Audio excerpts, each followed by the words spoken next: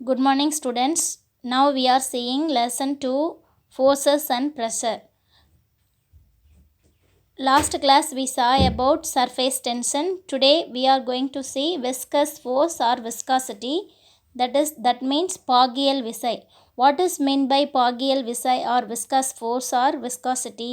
Activity 11. Take a small quantity of different kinds of liquid like coconut oil, honey, water and ghee etc. in a cup. அதாவது 4 different quantity எடுத்துக்கிறோம், different kinds of liquids எடுத்துக்கிறோம். அதாவது coconut oil எடுத்துக்கிறோம், honey எடுத்துக்கிறோம், water and ghee அதாவது நெய் எடுத்துக்கிறோம். Place 1 drop of each liquid on a separate glass plate. ஒரு கிளாஸ் பிளேட் அதாவது கண்ணாடி தட்டு மாதிரி எடுத்துக்கிட்டு அதில் ஒவ்வொரு தட்டுலையும் ஒவ்வொரு ட்ராப் வந்து ஒரு தட்டில் ஒரு ஹனி, ஒரு தட்டில் கோகோனட் ஆயில், ஒரு தட்டில் வாட்டர், ஒரு தட்டில் கீ, இந்த மாதிரி 4 டிஃப்ரெண்ட் பிளேட்டில் வச்சுக்கிறோம். Next, gently raise one end of the glass plate one by one so as to allow the liquid to slide down the smooth surface of the plate. Observe the speed of each liquid. First தண்ணியை ஊற்றுறோம், அதை நம்ம சாய்ச்ச உடனே ஃபாஸ்ட்டாக கீழே வந்துடுது.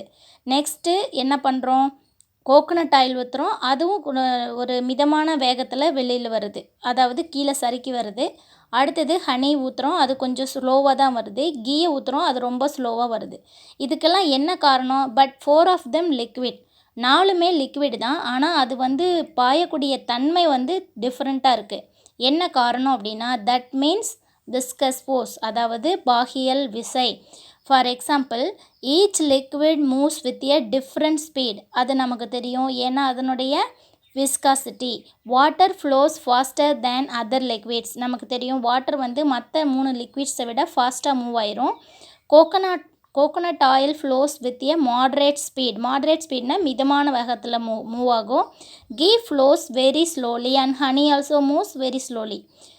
Reason, between the layers of each liquid in motion there is a frictional force parallel to the layers of the liquid. என்ன காரணம்னா, இது லிக்விட், இது கண்ணாடி அப்படின்னா இந்த நடுவில் பேரலல் ஃபோர்ஸ் வந்து இருக்கும்.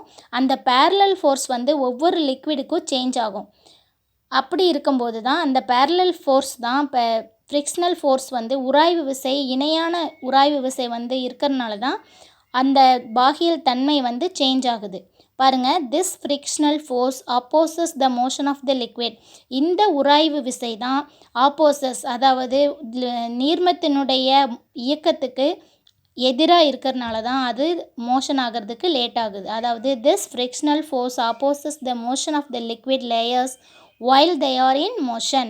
தடை செய்கிறதுனால தான் அதுக்கு லேட் ஆகுது. டெஃபினிஷன், இது எப்படி டெஃபினிஷனில் சொல்லலாம் அப்படின்னா, when a liquid is flowing there is a frictional force between the successive layers of the liquid. எப்போ லிக்விட் மூவ் ஆகுதோ அந்த சர்ஃபேஸுக்கும் அந்த லிக்விடுக்கும் இடையில் இருக்கக்கூடிய அந்த ஃப்ரிக்ஷனல் ஃபோர்ஸ் வந்து என்ன பண்ணும் அப்படின்னா அந்த லிக்விடை வந்து ஸ்லோ பண்ணும். This force which acts in order to oppose the relative motion of the layer is known as viscous force. அந்த மாதிரி தடை செய்கிறது தான் நம்ம என்ன சொல்லுவோம், விஸ்கஸ் ஃபோர்ஸ் அப்படின்னு சொல்லுவோம். Such a property of liquid is called viscosity. இந்த மாதிரியான ப்ராப்பர்ட்டி இதை நம்ம என்னன்னு சொல்லுவோம், விஸ்காசிட்டி, பாகியல் தன்மை, பாகியல் விசை அப்படின்னு சொல்லுவோம். இதனுடைய எஸ்ஐ யூனிட் என்னன்னு பார்த்தீங்கன்னா, viscosity force. Viscosity force is measured by the unit called poise is CGS and kilogram per meter per second or Newton per second per Newton second per meter squared in SI. SI யூனிட்டில் பார்த்தீங்கன்னா இது, சிஜிஎஸில் பார்த்தீங்கன்னா kilogram per metre per second. Next ஃப்ரிக்ஷன்னா உராய்வு. For example, இதில் ஒரு example கொடுத்துருக்காங்க, இதை பார்த்தோன்னா நமக்கு ஓரளவுக்கு அண்டர்ஸ்டாண்ட் ஆகும். பாருங்கள், thinking corner. Ram is a good student but sometimes he does not care about the cleanliness of his surroundings. Ram வந்து ஒரு நல்ல பையன், ஆனால் அவன் வந்து என்ன பண்ணுறான், சில நேரத்தில் அவனுடைய சுற்றுப்புறத்தை பற்றி அவன் திங்க் பண்ணுறதே இல்லை, சுற்றுப்புறம் க்ளீனாக இருக்கணும் அப்படிங்கிறத திங்க் பண்ணுறதில்ல. ஏன்னா once he got bananas from his mother. ஒரு நாள் அவங்க அம்மா கிட்டேருந்து பனானா வாங்குகிறான். After eating them he just threw the peels of banana and the path of his house. அவங்க வீட்டுக்கு போகிற வழியில் அந்த பழத்தை சாப்பிட்டு தூக்கி வீசிடுறான். When his brother crossed the path unknowingly he kept his leg on them. அதாவது அவனோட பிரதர் தெரியாமல் அவன் போட்ட அந்த வாழைப்பழ தோல் மேலே காலை வச்சிடறான். வச்சதுக்கப்புறம் என்ன ஆகுது, he fell down with a scream, அதாவது ரொம்ப வலிக்கி விட்டு விழுந்துடுறான். Ram rushed out and helped him, உடனே போய் என்ன பண்ணுறான், அவனுக்கு ஹெல்ப் பண்ணுறான். This incident occurred because of his negligence, அதை புறக்கணிச்சதுனால தான் என்ன ஆயிடுச்சு, இந்த இன்சிடெண்ட் நடந்திருக்கு. He realised his mistake, Ram அவனோட மிஸ்டேக்கை ரியலைஸ் பண்ணிட்டான். He took the peels of banana and put them in the dustbin, உடனே அந்த பீல்ஸ் ஆஃப் பனானாவை எடுத்து என்ன பண்ணுறான், டஸ்ட்பினில் போட்டுறான். He then asked himself how the peels of banana had made his brother slide over the path, எப்படி இந்த பனானாவோட பீல்ஸ் நம்மளோட பிரதரை கீழே வலிக்கி விழ வச்சுது அப்படின்னு சொல்லி திங்க் பண்ணுறான். குட் யூ ஹெல்ப் ஹிம், உங்களால் அதை சொல்ல முடியுமா, அவனுக்கு ஹெல்ப் பண்ண முடியுமா? Reason, Ram's brother falls down due to the lack of friction but between his feet and the banana peels, அதாவது என்ன காரணம் அப்படின்னா, அந்த பனானா பீல்ஸுக்கும் அந்த ஃப்ரிக்ஷன், அதாவது அந்த தரைக்கும் இடையில் உள்ள அந்த உராய்வு விசை தான் என்ன ஆச்சு அப்படின்னா, அவனுடைய ஃபீட்டுக்கும் உள்ள ஃப்ரிக்ஷன் தான் என்ன பண்ணுச்சுன்னா அவனை வலிக்கி விழ வச்சது. You have studied that forces are classified into 2 types, இந்த வகையான ஃப்ரிக்ஷனை நம்ம என்ன பண்ணலாம், உராய்வு விசையை 2 டைப்பாக பிரிக்கலாம், contact force and non contact force. Now you are going to study one of the contact forces. இப்போ நம்ம கான்டாக்ட் ஃபோர்ஸஸை பற்றி தான் படிக்க போகிறோம். அதில் ஃபஸ்ட் ஒன் எக்ஸாம்பிள் ஃப்ரிக்ஷன். ஃப்ரிக்ஷன்னா உராய்வு. It is easy to hold a tumbler due to the friction between the surface of your palm and the tumbler. நம்ம சாதாரணமாக நம்ம கையில் டம்ளரை பிடிக்கிறது ஈஸியான விஷயந்தான். But when oil is applied to your palm, the contact force between your fingers and the tumbler is reduced. அதாவது என்ன சொல்கிறாங்கன்னா, நம்ம கையில் எண்ணெயை பூசிக்கிட்டு டம்ளரை தொட்டோம் அப்படின்னா அங்கே என்ன ஆகுது அப்படின்னா நம்மளுடைய கான்டாக்ட் ஃபோர்ஸ் ஆட்டோமேட்டிக்காக ரெடியூஸ் ஆகுது, குறையுதுன்னு சொல்கிறாங்க.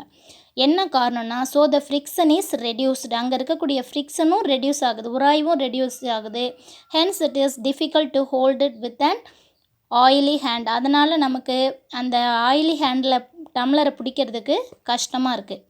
இதுக்கு பேர் தான் உராய்வு விசை. அப்போது உராய்வு இருந்துச்சு அப்படின்னா நமக்கு அதை ஹோல்ட் பண்ணுறது ஈஸியாக இருக்கும். உராய்வு குறைய நமக்கு ஹோல்ட் பண்ணக்கூடிய அந்த விஷயம் குறைஞ்சி போயிடும், ஹோல்ட் பண்ண முடியாத அளவுக்கு அது ஸ்லைடாக ஆரம்பிச்சிடும். Next origin of friction. உராய்வின் தோற்றம் எங்கே உருவாகுது அப்படின்னா, frictional force or friction arises when 2 or more bodies in contact move or tend to move relative to each other. எந்த ஒரு பாடி மூவ் ஆகுதோ அது எதோட தொடர்பு கொண்டு இருக்குதோ அதையும் சேர்ந்தது தான் இந்த frictional force.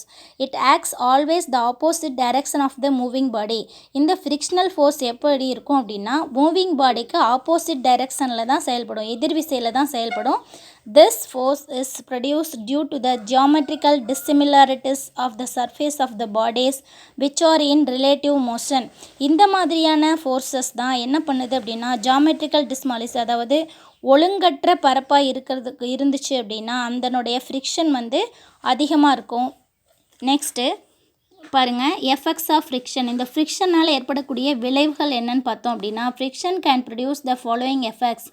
Friction opposes the motion, அதாவது இயக்கத்தை தடை பண்ணக்கூடியது. Friction causes wear and tear of the surfaces in contact.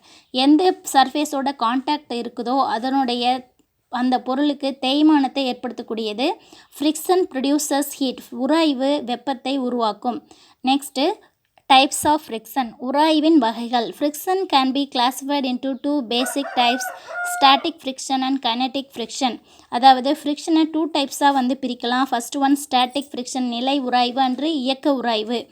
Static ஃப்ரிக்ஷன்னா நிலையாக இருக்கக்கூடியது. The friction experienced by the bodies which are at rest is called static friction. எந்த பொருளெல்லாம் ரெஸ்ட்டில் இருக்கோ அதையெல்லாம் நம்ம என்னன்னு சொல்லலாம், ஸ்டாட்டிக் ஃப்ரிக்ஷனில் இருக்குது, நிலையான உராய்வில் இருக்குது அப்படின்னு சொல்லலாம். All objects rigidly placed to be at rest on the earth.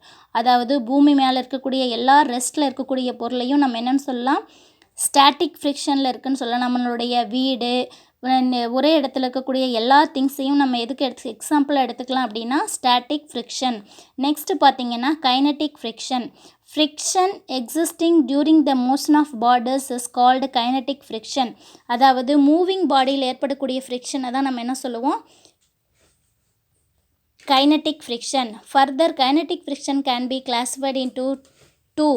அதாவது கைனட்டிக் ஃப்ரிக்ஷனை மேலும் 2 வகையாக பிரிக்கலாம். ஒன்று sliding friction and rolling friction. அதாவது ஸ்லைட் பண்ணிக்கிட்டே போகிறது, இன்னொன்று ரோல் பண்ணிக்கிட்டே போகிறது. ஃபர்ஸ்ட் ஒன் ஸ்லைடிங் ஃப்ரிக்ஷன், அதாவது நழுவு உராய்வு.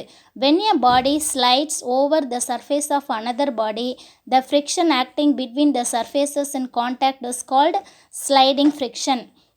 இந்த ஸ்லைடிங் ஃப்ரிக்ஷன் வந்து பாடியோட மூவ் ஆகும்போது எப்போ ஸ்லைட் பண்ணிட்டு போகுதோ அதை தான் நம்ம என்ன சொல்லுவோம், ஸ்லைடிங் ஃப்ரிக்ஷன் சொல்லுவோம். ரோலிங் ஃப்ரிக்ஷன்னா உருளும் உராய்வுகள், அதாவது when a body rolls over another surface, the friction acting between the surfaces in contact is called rolling friction. அதாவது கான்டாக்டோட ரோல் ஆகிட்டே போச்சு அப்படின்னா அதை நம்ம என்ன சொல்லுவோம், rolling friction. Rolling friction is less than sliding friction. Rolling friction வந்து sliding ஃப்ரிக்ஷனை விட கம்மியாக இருக்கும். This is why wheels are provided in vehicles, trolleys, suitcases etcetera. இது வரைக்கும் போதும். இன்றைக்கி நீங்கள் படிக்க வேண்டியது types of friction. Second detail பாருங்கள். இதில் ஃபஸ்ட்டு டெஃபினிஷன், இதில் இருக்கக்கூடிய இதில் குறிச்சிருக்கிறது எல்லாம் அதனுடைய answers. So you should read this types of friction only today. Thank you students.